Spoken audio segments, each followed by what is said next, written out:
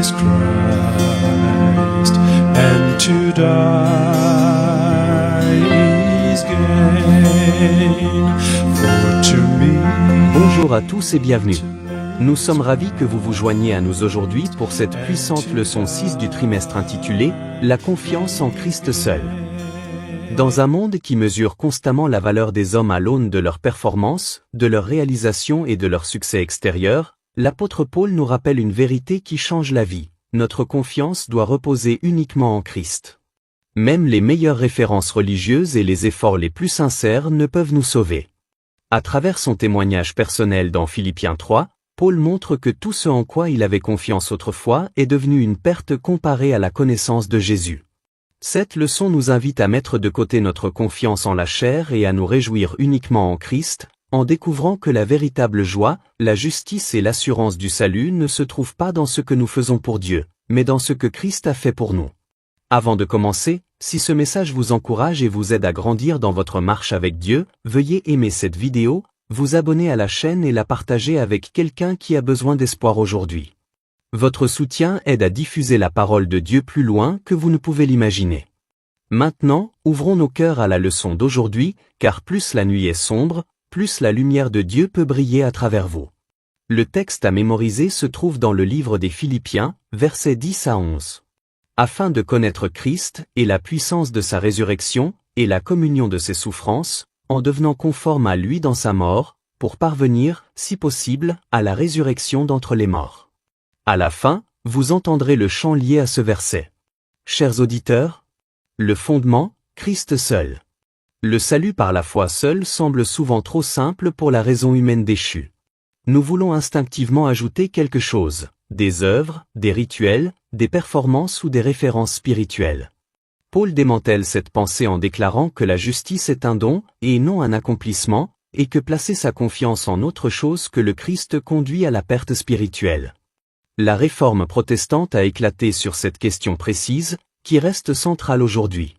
Le témoignage de Paul montre que même le parcours religieux le plus impressionnant peut devenir un obstacle s'il remplace la dépendance au Christ. La véritable assurance ne vient que lorsque les croyants ne placent aucune confiance dans la chair, et s'appuient entièrement sur Jésus, l'auteur et le consommateur de la foi. Leçon du dimanche. Se réjouir dans le Seigneur. Nous la trouvons dans Philippiens 3, versets 1 à 3. Paul commence par une parole de joie et d'encouragement, « Réjouissez-vous dans le Seigneur ». Cette joie n'est pas circonstancielle, elle est centrée sur le Christ. Se réjouir dans le Seigneur est à la fois un commandement et une protection, car la joie enracinée dans le Christ protège les croyants des faux enseignements et d'une confiance mal placée. Paul lance un triple avertissement sévère, « Méfiez-vous des chiens, méfiez-vous des mauvais ouvriers, méfiez-vous des mutilations ». Ces termes décrivent les faux enseignants qui insistaient sur le fait que la circoncision et le respect de la loi étaient nécessaires au salut. Paul dénonce le danger de la distorsion religieuse qui détourne la confiance du Christ vers les efforts humains. Les vrais croyants, dit Paul, sont ceux qui adorent Dieu dans l'esprit, se réjouissent en Jésus-Christ, ne mettent pas leur confiance dans la chair. Se réjouir dans le Seigneur détourne l'attention de soi-même pour la diriger vers la grâce de Dieu.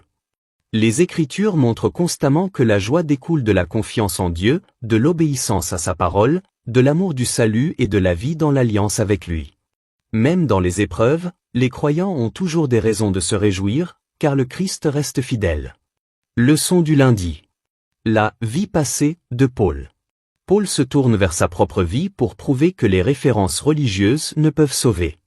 Selon les normes juives, Paul était exemplaire, circoncis le 8e jour, israélite pur, issu de la tribu de Benjamin, pharisien formé par Gamaliel, zélé pour la loi et irréprochable dans son obéissance extérieure.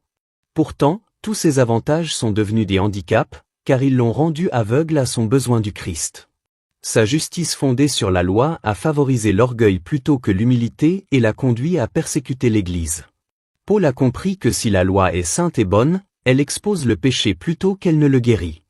Jésus a approfondi cette compréhension en révélant que la loi juge non seulement les actions, mais aussi les pensées et les motivations. La véritable justice ne peut venir de l'observance de la loi, car la loi ne peut donner la vie. Elle ne peut que nous montrer notre besoin d'un sauveur. Ainsi, la justice doit venir de la foi en Christ, qui seul a parfaitement accompli la loi et offre sa justice aux croyants. Mardi. Les choses qui comptent. Paul décrit sa transformation spirituelle en utilisant le langage des profits et des pertes. Avant Christ, son « grand livre » spirituel était mesuré à l'aune des valeurs terrestres et religieuses. Après avoir rencontré Jésus, ces mêmes actifs ont été reclassés comme des pertes. La rencontre avec le Christ a complètement changé le système de valeurs de Paul. Ce qui semblait autrefois impressionnant est devenu sans valeur comparé à la connaissance de Jésus. Ce changement reflète le système de valeurs du ciel, où le caractère, la foi et les âmes importent plus que le statut, le succès ou la réputation. La guérison de l'aveugle dans Jean 9 illustre cette vérité. Ceux qui croyaient pouvoir voir étaient spirituellement aveugles, tandis que celui qui a admis son aveuglement a acquis la vraie vue. Les valeurs mondaines peuvent aveugler les croyants aux réalités éternelles. Pour rester concentré spirituellement, il faut faire un choix délibéré, privilégier les priorités célestes plutôt que les distractions terrestres. Seule une vision centrée sur le Christ permet aux croyants de discerner ce qui compte vraiment. Mercredi. La foi du Christ. Dans Philippiens 3, versets 8 à 9, Paul décrit le plus grand échange de sa vie, renoncer à sa propre justice pour gagner le Christ lui-même. Être « trouvé en lui » signifie vivre entièrement dans l'œuvre salvatrice du Christ, sa justice, sa sanctification et sa rédemption. Être en Christ englobe tout le plan du salut. La sagesse qui éclaire, la justice qui justifie, la sanctification qui transforme et la rédemption qui glorifie. Paul oppose deux types de justice. Une justice générée par soi-même à travers la loi et une justice donnée par Dieu à travers la foi en Christ. Même la foi elle-même n'est pas une réalisation humaine. La foi salvatrice est enracinée dans la fidélité du Christ, dont l'obéissance parfaite devient nôtre lorsque nous demeurons en lui. Les croyants ne vivent pas par leur propre force, mais par le Christ qui vit en eux. Jeudi. Une seule chose, connaître le Christ. Paul se concentre sur un seul objectif suprême, connaître le Christ.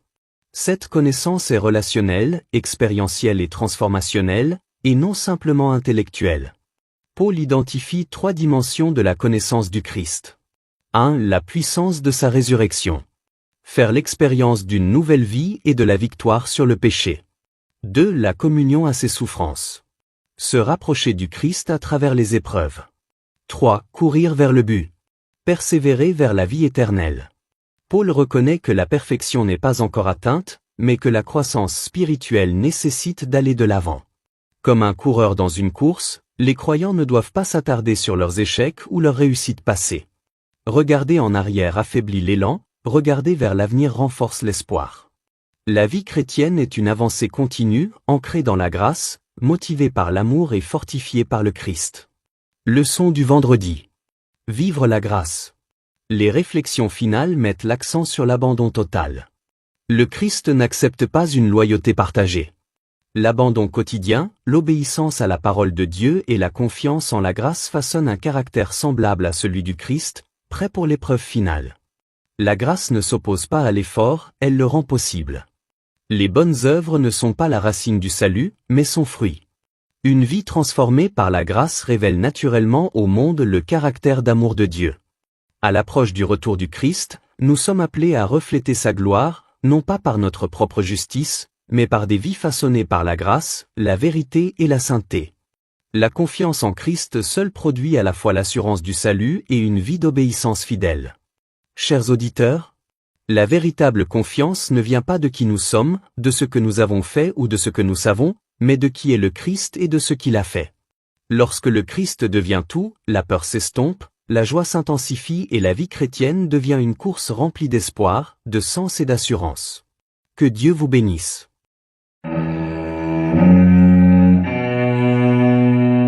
That I may know him and the power of his resurrection, and the fellowship of his sufferings,